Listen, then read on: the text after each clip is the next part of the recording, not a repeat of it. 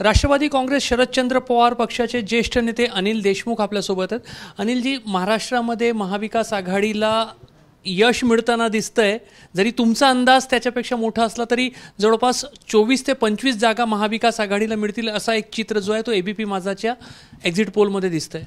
जो exit poll तुम्ही दाखवताय त्यामध्ये महाविकास आघाडीचा जे 25 जागा 26 जागा तुम्ही दाखवताय त्यापेक्षा सुद्धा महाविकास आघाडीला महाराष्ट्रामध्ये चांगलं यश मिळेल अशा प्रकारची संपूर्ण महाराष्ट्रामध्ये परिस्थिती आहे।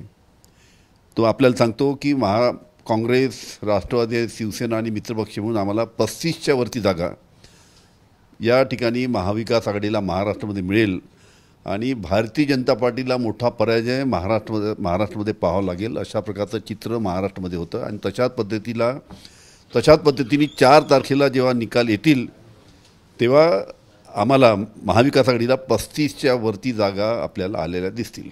शिवसेना आणि राष्ट्रवादी काँग्रेस दोन पक्ष फुटले असं वाटत होतं की या दोन्ही पक्ष फुटल्यामुळे जे मोठे गट एका बाजूला गेले, उद्धव ठाकरे एकटे पडले, शरद पवार एकटे पडले, कमबॅक करत आहेत जोरदार।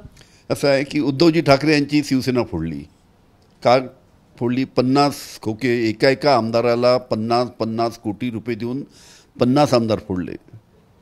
त्यानंतर राष्ट्रवादी काँग्रेसचे आमची जी पक्ष होता आमच्यातले अनेक आमचे सिनियर नेते ते सरकारमध्ये सामील झाले। का सामील झाले याची सुद्धा आपल्याला कल्पना आहे की कशाच्या भीतीने सामील झाले, ईडी सीबीआयच्या भीतीने सामील झाले।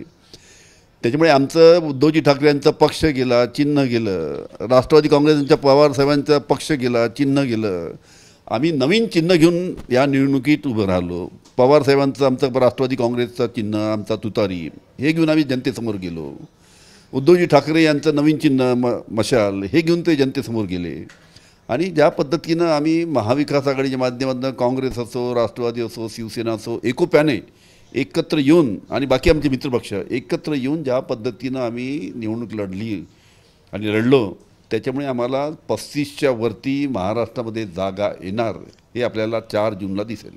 4 जून नंतर कमबॅक होणं सुरू होईल आणि कमबॅकचे प्रस्ताव आले तर तुमच्याकडून त्याला हे राहील का? 100% एकदा 4 जूनला निकाल आल्यानंतर आमच्या पक्षामध्ये येण्यासाठी किती मोठी लाईन लागते हे तुम्ही पहा।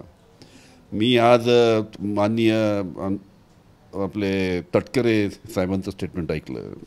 मी त्यांना विनंती करतो की त्यांनी त्यांच्या पक्षाचं पहिले पाहावं की 4 तारखेनंतर त्यांच्या पक्षाचं काय होणार आहे।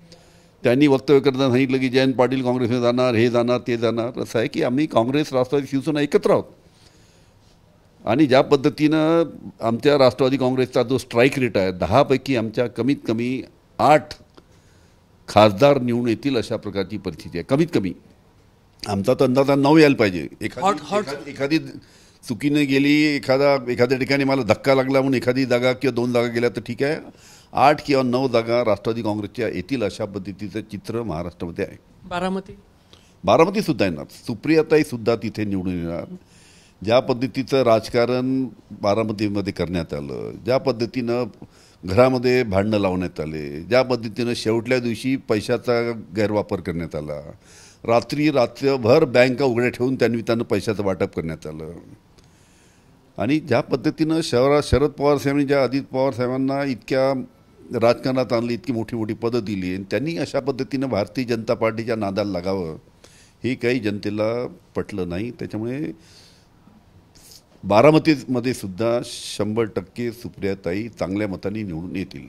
तर महाराष्ट्रामध्ये चमत्कार घडेल, अनिल देशमुख यांच्या घरासमोर गेल्या अनेक दिवसांपासून एक मोठा बॅनर लागलेला आहे आणि आता एक्झिट पोलमधील जे आकडे आलेले आहे ते जर खरे ठरले आणि जसा दावा अनिल देशमुख स्वतः करताय 35 जागांचा दावा ते करताय तर नक्कीच राजकीय दृष्टिकोनातून त्याला चमत्कारच म्हणावा लागेल। मात्र चमत्कार होतो की नाही यासाठी आपल्याला 4 जूनपर्यंत वाट पाहावी लागणार आहे। कॅमेरामॅन अतुल हिरडेसह रजत वसिष्ठ, एबीपी माझा, नागपूर। एबीपी माझा, उघडा डोळे बघा नीट।